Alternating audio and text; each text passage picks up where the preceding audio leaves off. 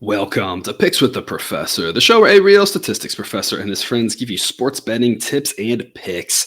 I am your host, Professor Side. That's my actual job title and last name, which is part of the reason why the mathematical model that I've built to predict various sports outcomes is affectionately known as Sideline. You'll hear more about the model during the course of this episode, set to cover select college basketball games scheduled to be played on Tuesday, January 17th, 2023. Here, check out the webpage on the banner. It's www.pickswiththeprofessor.com/new for some explanations of goals, community rules, full recommendations on wager scaling, and where to find additional picks. This episode will only cover what are determined to be the best and most interesting games. The model's strongest plays might not be included in this show. The results for all recommended picks, the ones here, the model plays, and all the plays of the day on Patreon and TikTok can be found both on BetSafe and in the Google Sheet. Links are in the show description. That Google Sheet also contains the full set of picks and projections on every single game. And if you want earlier access to that than you're getting now, check out Patreon. That link's in the crawler below in the show description. It's also where you can access that Discord chat, which is the best place to get questions answered about these or other games, along with discussion about other sports and a lot of fun. As always, remember, there are no locks in gambling. So what Silent provides are loves, likes, and leans at his A, B, and C grades, or rather plays it really wants you to make, plays where it can't quite get there, but a better number of price would do it, and toss-up games. But as always, take what you like and leave the rest. Lastly, please understand that good or bad variance will occur. So as much as we'd like to say we'll be profitable each and every day, that is an impossible reality for any gambler. Jake, we're recording this here on Monday afternoon. We are so far 1-1 on the Monday games. What a game between Michigan State and Purdue. That was a lot of fun. Hopefully our viewers got to see at least the second half of that was some good basketball. That was incredible. I mean, it was really, Izzo did a great job of countering Edey there in the end, and then a beautiful drawn up play by Painter there to get the win. And it really was a decent look there, and that Walker was just nowhere close. As awesome as he was at the end of that game, and then a good look, and then just like not even close on the shot. But when we said that was the best game of the day, I'm just glad it lived up to the hype, because sometimes it doesn't, right? But it played out exactly like we said. The first game we talked about didn't play out like we said. Hofstra, decided maybe not to play basketball. They decided it was optional today, holiday. But that's the way it goes, right? That's what I always say, good and bad variance. You never know when a team won't show up. At least that Michigan State game played out exactly like we talked about, exciting, close, down to the wire. And if you got 3, 3.5, 4, whatever points you got, all those, you were a winner. Hopefully got some more winners today and some really big games and fun games for Tuesday's slate. Before we get to that, some reminders. Please hit that like button if you're on YouTube. Also, if you aren't yet, please consider subscribing or following. It's free. And if you turn on notifications, you'll miss any of the college basketball, MLB, or college football content that this channel provides. I've already mentioned the Patreon, but check it out if you haven't yet. There's a lot of great benefits over there above and beyond what we do here. $3 per month gets you the money line play of the day. For another $2 a month, you get access to the Discord chat group. And for $5 more a month, you get ad-free shows delivered to you earlier than the general public and immediate access to every single recommended pick. Go to www.patreon.com/pickswiththeprofessor for more details. But even if you're not there, we're still thrilled to have you here. Let's get to it. All lines courtesy of Bet Online. Sign up link in the show description. Current as the time of this recording on Monday afternoon. I feel like I lament a lot about the no day games. We need more day games in college basketball. Just in baseball. Michigan State, Purdue need that all day. It was. That was great. We should do more of that. But here we are, only night games. But again, a smaller slate, but a lot of interesting ones. We're starting off with 6 p.m. Central. Tennessee at Mississippi State. The Kentucky-Tennessee game we talked about a little bit yesterday, how wild that was. Who knows what we're going to get at Kentucky going forward at this point. Tennessee, I think what we saw from them was the concern we always have had, which is the offense just sometimes stagnant, sometimes questionable. The defense we expect to be there more times than not. But I think you saw the concern for them at making a deep tournament run is if one day that offense just doesn't show up, they're very susceptible to get beat. On the road against Mississippi State, there was a time of the season when I would have said they're going to be susceptible to lose this game. The way Mississippi State played as of late, I don't think that's now. Anything can happen in sports, but it doesn't seem overly likely that they will lose. You expect a good bounce back performance, especially after losing the way they did. They're favored by 6.5. Sideline says 7.3. It's a B grade pick at -6.5, but it jumps to an A at -6. So just keep an eye out on that. It's not a recommended play as of right now, but it may jump into that category if it drops a half point. The model just wants to go from losing on 6 to that push protection, just kind of gets it over the hump. But either way, we do think Tennessee's the right side, but the best play, in our opinion here, is the under 125. The model projects 123.5, but the bottom line in this game is you don't expect a lot of pace given Mississippi State. You don't expect them to score a lot given that they've struggled with that in Tennessee's defense. And Mississippi State does have a decent defense, and Tennessee's offense, we talked about, not great. Just seems like a low game, low scoring, slow game. Model projects 65 to 58. I'd be really surprised if Mississippi State got to 60. And if they're playing in the 50s, we got a really good shot at this under 125. What do you got for us here? Like I think the line from the 6.5 standpoint is a little overreaction to the Kentucky game. Tennessee's offense not going to do well they did against Kentucky, and neither are they going to do the last time they played against Mississippi State, where they couldn't miss, and I think they beat them by 900. As we often talk about with sports, right? You're very rarely ever as good as your best game or as bad as your worst game. The truth, like in a lot of things in life, usually lies somewhere in the middle, right? Yeah, and I think this is going to be a very slow game. You've got two really, really good defenses going at each other. Tennessee just has the better offense when it shows up. Mississippi State hasn't really had an offense all year. I know they made it pretty high in the polls and stuff. If you start really digging deep into it, they've got 2 wins that matter, and they're not that great of wins. It's not really that big of a resume.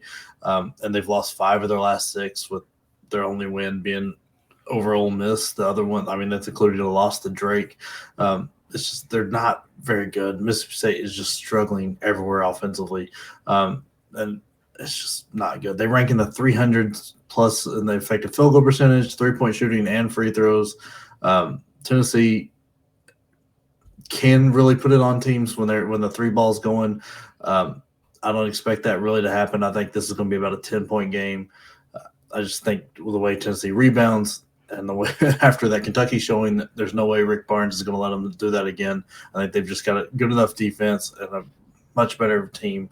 They'll end up winning this by 10. We'll cover that line, but I highly doubt either team gets the 70. I think this is 65 is probably the high score. Yeah, one of those like first to 60 wins, because either team's going to have a hard time getting there or much past it. It's funny, we talked about Minnesota for Monday's game, and we were recording before that game happened, so they either pulled a great upset or they lost by 40, or it was right around the number, who knows, right? Cut out the part that didn't happen. Yeah. But it's funny, we're talking about Minnesota looking pretty good ever since that game that they just got smoked at home to Mississippi State. Mississippi State hasn't looked good since that game. It's like they almost pulled a little bit of a Freaky Friday trick there or something, because it's really like where the two team seasons have really diverged. Mississippi State just hasn't looked great. And kind of like you said, maybe in hindsight, they were never as good as we maybe thought they might be. But that was kind of their last like dominant performance there. And like I said, ever since, just kind of struggling. So we kind of like Tennessee. Again, the model wants 6. I tend to agree. I think that that's the side to be on, but can be a little patient, see if we can get a better number before making an investment. The main investment we're recommending here, though, under 125. Again, this game might struggle to get to 120. I just think somebody gets a 60, it's pretty much ball game at that point. Mississippi State, they only scored 50 points. I would not be shocked whatsoever. Yeah, I don't think it'll be that entertaining of a game to watch. It'll just be a lot of slow motion offense against a very good defense and a bad shot taken. Which is a perfect segue to 6 p.m. Central, Kansas at Kansas State. At the exact same time, you can watch what will be an entertaining game, what should be an entertaining game. I'm not going to bury the lead. We're going to go over 147.5. When you look at these two teams, the way they play, they can play in lower scoring games, but it tends to be when the other team wants to drag them into a lower scoring game. When they play teams that aren't really concerned with that, the points just kind of fly with these two teams. You look at the 2 matchups they had last year. The lower scoring of the 2 games, I think, had 153 points. That was the lower scoring of the 2. If this turns into a blowout, nobody is going to stop. So that's the comforting thing here is if it's a blowout, it will not turn into a sleepy second half because whoever's ahead, and you say, well, Kansas beats Kansas State all the time. Yeah, and they love to beat them by 100, just like the Kansas State football loves to do with Kansas. And so if Kansas is up, they are going to try to score every time they have the ball. And if Kansas State gets up, they are going to try to score every time they have the ball too. There will be no mercy in this game. We expect it to be a tight contest, though. Kansas is only favored by 2.5 here on the road. They're definitely the better team, but Kansas State's looked pretty impressive for the most part this season, should be able to hang around. And so if it's a tight contest, we got a chance for overtime. We got a chance for late fouls. And again, if it's a blowout, it's not slowing down. So we like the over 147.5 in this one. With regards to the side, I already mentioned what it was there. The model gives Kansas State plus 2.5 a B grade. It's just like the Tennessee game, though. It needs an extra half point.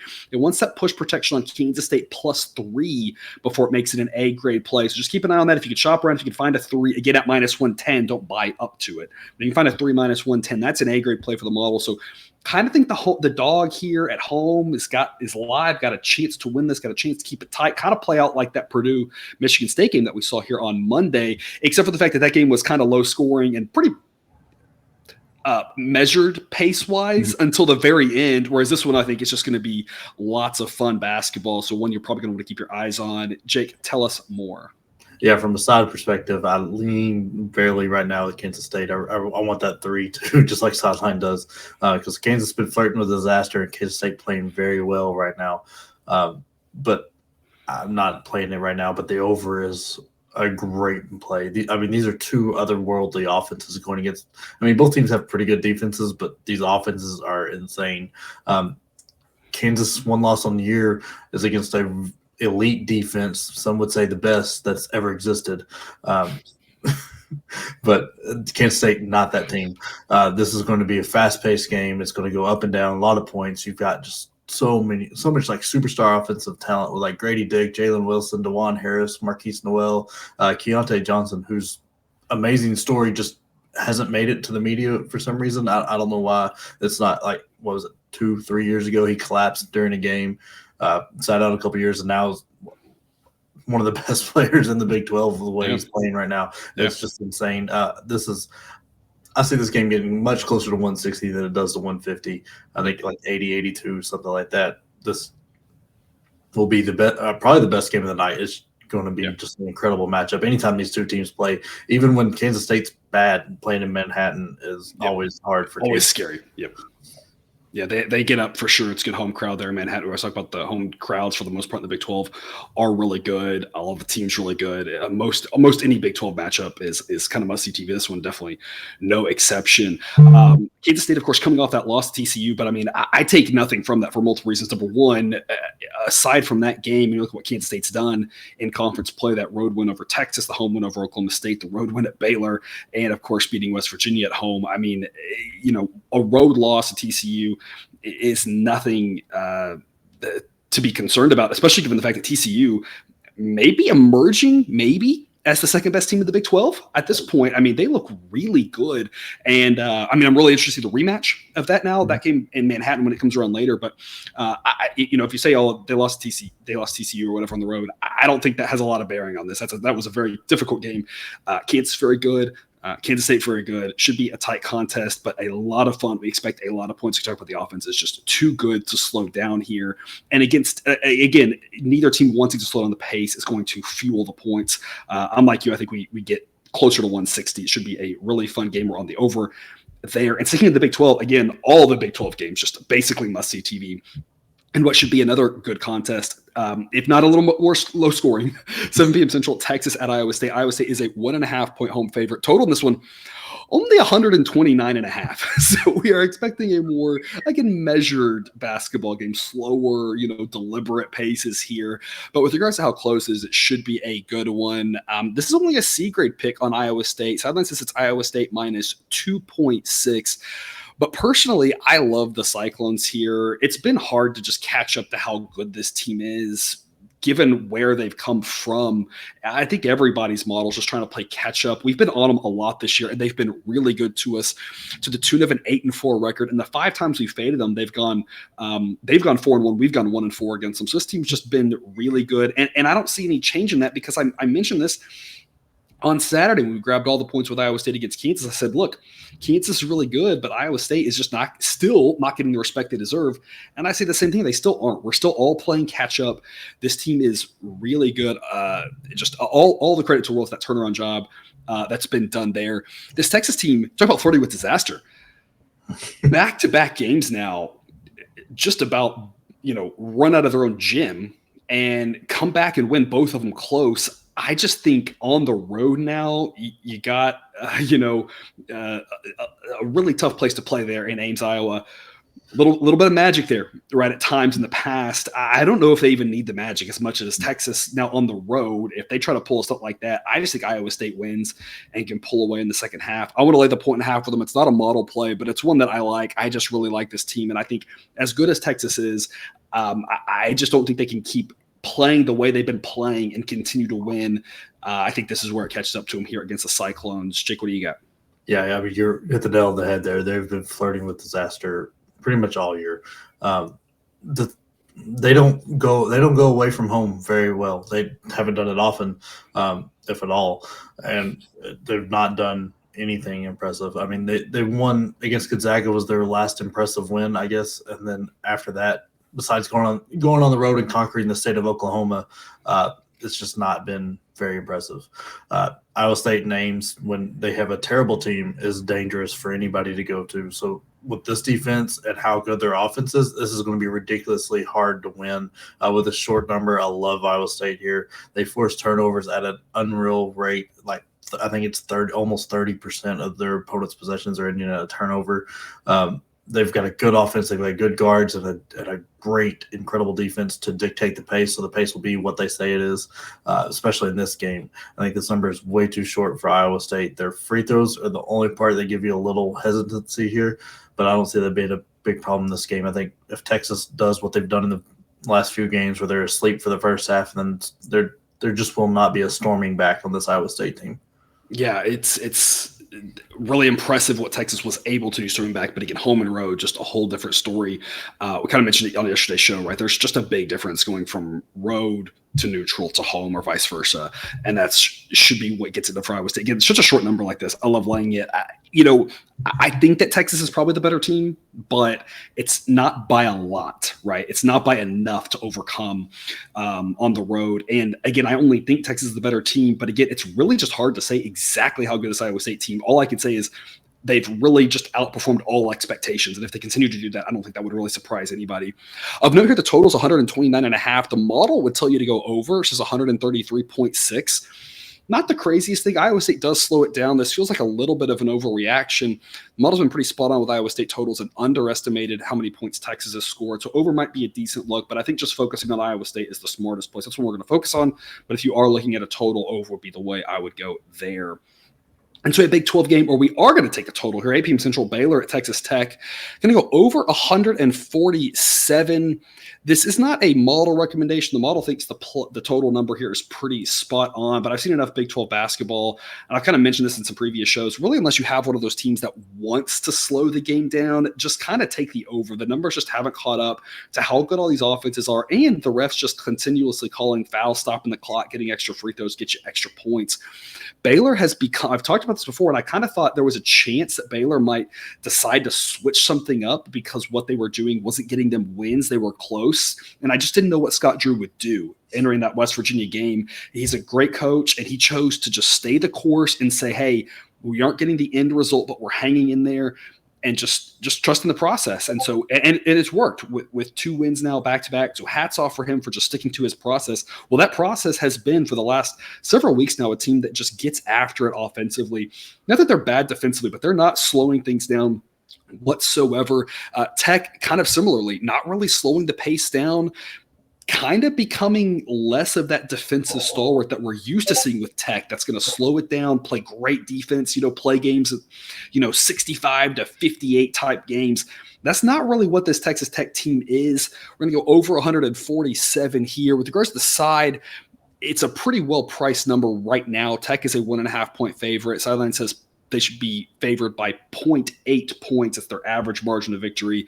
Not really much to invest in there. I think Baylor's the better team, but on the road, it's a tough ask for them to win in Lubbock.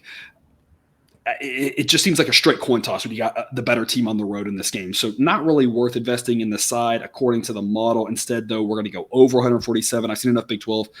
I just think there'll be a lot of points in this one, a lot of fun basketball, more like the Kansas State game than the Texas-Iowa State game, even though all three should be fantastic contests, a little bit more entertaining than the one we just talked about. Jake, what do you think?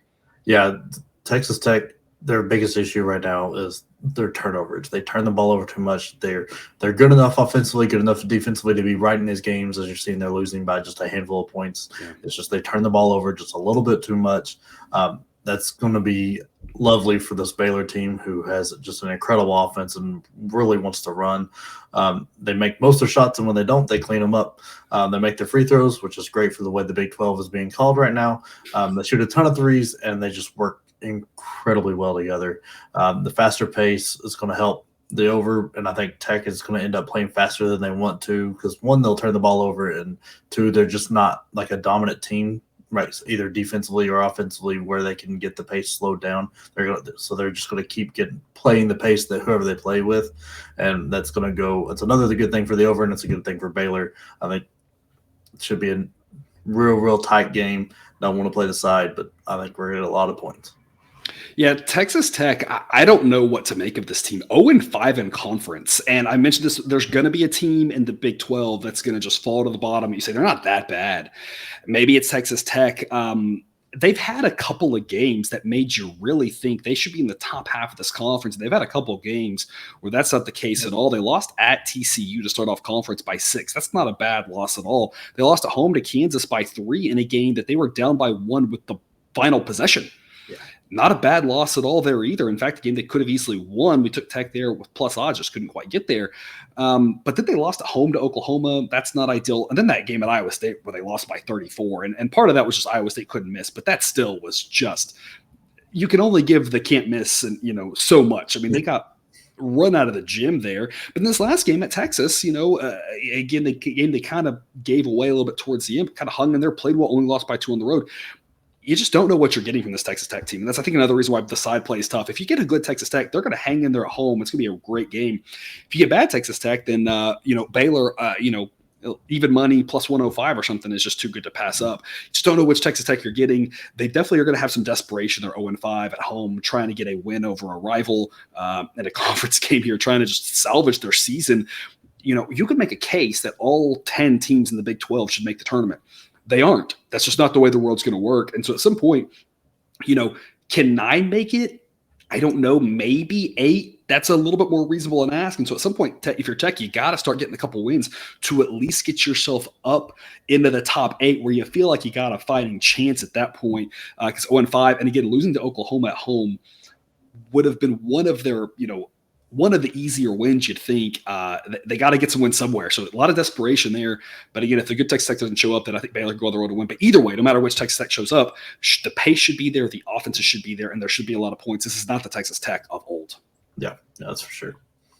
All right, and then we're going to wrap up the main games here before we get to our wild card game. 8 p.m. Central, Nevada at Boise State. Got a little double dip here for you. Going to lay the 4 with Boise State and going to go over 134.5. This Boise team's a team that coming into the season kind of were playing their unders, thinking about the way they played last year. And that has not gone well. They've really overperformed expectations with regards to how many points they score, underperformed them defensively, overperformed with the pace. I say over in a quantity sense, not in a good sense, right?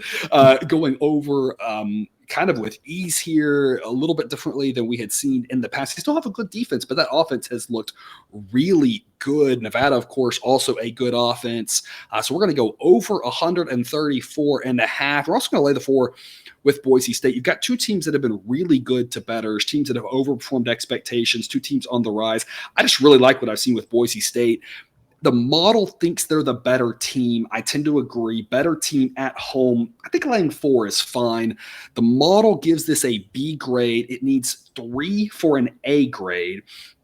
Would still play it up to 5, though. Model says 5.4. So, again, you got the better team at home. Laying 4 is not a bad investment here. Not quite to that A grade, but still probably worth a look, as is, again, that over. Jake, I give you a lot of options there. You talk about whichever one you want. Like, the over is my favorite play here. I think Boise's the better team, but the number kind of scares me. I'd like to see it closer to 3. But I think Boise's probably the smarter play, but I really like the over. Both teams have a very good defense, and like the perception that we had coming into the year is really driving this number down. The last 3 games, Boise's hung 80 to 85 each time. Nevada scored. It's been really impressive. Yeah, Nevada scored above 70 in 5 of the last 7. Both offenses are kind of clicking. Do I think Boise hangs 80 tonight? No. If they do, that's going to be great for the over. I mean, I didn't think they'd hang 80 on UNLV, to be fair. No, so, I mean, they just couldn't miss in that second half. Yeah, they're playing very well. Their offense is clicking right now. I think this is going to be a very tight game.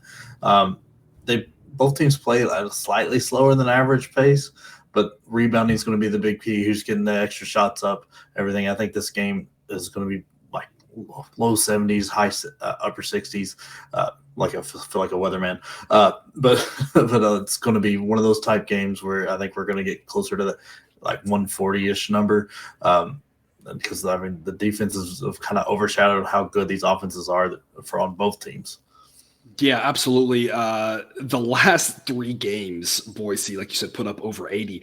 The game before that had 131 points in it, and that was against San Jose State, which plays at like whatever's one step better than a snail's pace, right? They're not North Texas or Charlotte, some of those in Virginia, right? But they're just like barely above that. And that game had 131 points. Like this total, like you said, is definitely being driven by the perception that we've seen in the past. And you never know when coaches are going to decide, hey, for this game, here's the game plan, and we're going to switch something up a little bit. You never know when something like that happens. But in general, what we've seen from these offenses, like, yeah, the defenses are good, but the offenses are incredible as well. And the pace isn't that slow. It's not driving it down enough to really just throttle the number of possessions. So the over a strong play here. And again, you're going to lay the 4 with Boise. It's a B grade pick to the model. Again, 3 would be better if you could shop around, but again, 4 still probably pretty reasonable given they are the better team and at home, which will take us to overtime, little wild card game here. Not one of the bigger games on the slate. There are so many good big games. And yes, we're going to come at you with some garbage here. 6 p.m. Central, Kent State at Eastern Michigan. Oh, what else do I call it? I mean, Kent State is good and Eastern Michigan is not. There's a reason that Kent State is a whopping 13-point road favorite. This is not a model play. It's only a model lean to Kent State. But, I mean, there should be enough possessions here for Kent State to assert their dominance. They are by far the better team. There's no question about that. And the biggest fear I would have with laying a big number like this would be, is it during the day where maybe they just don't show up in weird routines, or is it against a team that's going to really slow down the game and limit possessions and make it just harder for them to show their dominance? So what I mean by that is, in statistics, we talk about the law of large numbers, which just means that as our sample size gets bigger, you expect the reality to shine through. As our sample size here, possessions increases, we expect the reality that Kent State is really, really good to shine through and make it less fluky. It's part of the reason why we always complained about Virginia when they've had really dominant teams them playing so slow. Say, you're the better team. You want more possessions because you don't want something fluky. It's less like, not impossible. Anything can happen in sports, right? But it's less likely in a game where Eastern Michigan never puts their foot on the brake for something fluky to happen, because we're going to have enough possessions for Kent State to really just show their dominance. They are better in every facet of the game. Jake, I feel like you could talk about pick any random thing and be like, yep, Kent State's a lot better in that. I mean, it's just like a grab bag of options. You'll have laid the 13 here with Kent State. Tell us more. Mainly because Eastern Kentucky is just trash. They're great for the garbage segment. I mean, they've got one of the worst defenses in the NCAA right now. They take bad shots. They don't work well together. They actually rank last in assist to field goal made ratio. Wow. So that tells you it's a lot of one-on-one play. And what do you want against a team with a really good defense? Like one-on-one play. Oh, yeah. One-on-one play. You don't want any help. You just want to play by yourself. So this is just a disaster matchup for them. They're terrible from beyond the arc. They're good at free throws and not turning it over. So there is some positives, I guess. They aren't the worst team out there, is basically what you told me. They are. And I think that's right. I think most rating systems have them like 30 to 40 spots from the bottom, but that's not good because that means they're like over 300 spots from the top. Yeah, it's just not good. And I mean, Kent State, great team. They do everything, really. I think everything, but even free throws are better than Eastern Michigan. They're once again I think it was last week or earlier. Before I left, the last time we talked about Kent State, their 3 losses on the year are away at Charleston by 2, away at Houston by 5, and at Gonzaga by 7. That was for Friday's show when we picked them against Ohio. And they covered the number for us. Then we talked about Ohio's a good team, but they should be able to go on the road and get the job done. Sure enough, they did. Yeah. I mean, they went through 2 teams with Toledo and Ohio and had Ohio gave them some trouble, but Toledo was no issue. Eastern Michigan's nowhere near either one of those teams. Kent State, I think this will get a lot closer to 20 than it is to 13.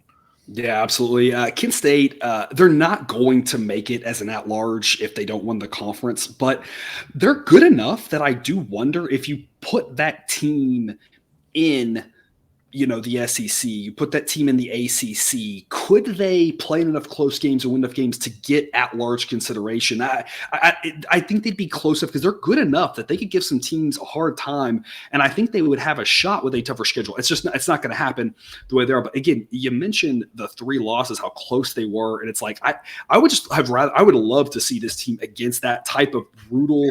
I don't think they can hang in maybe the Big 12, right? It's hard for any team to, right? But in any of the other conferences, and they would absolutely lose to some of the better teams, but like they could pull some upsets, they could hang around, it'd be fun. Maybe they wouldn't look great, but I mean, there would be a chance that they could hang around and go 500 in one of these major conferences and get at-large talk. Unfortunately, their schedule's not going to fall that way, but they are a really good team. And as we were talking about before show, a team that you're got to be concerned about if you face in the opening round of the tournament, because they could really do some damage as a 12 or 13 seed, assuming that they win the conference tournament. Yeah, I mean, defense travels, right? Like you don't have to be at the same rims for that to work.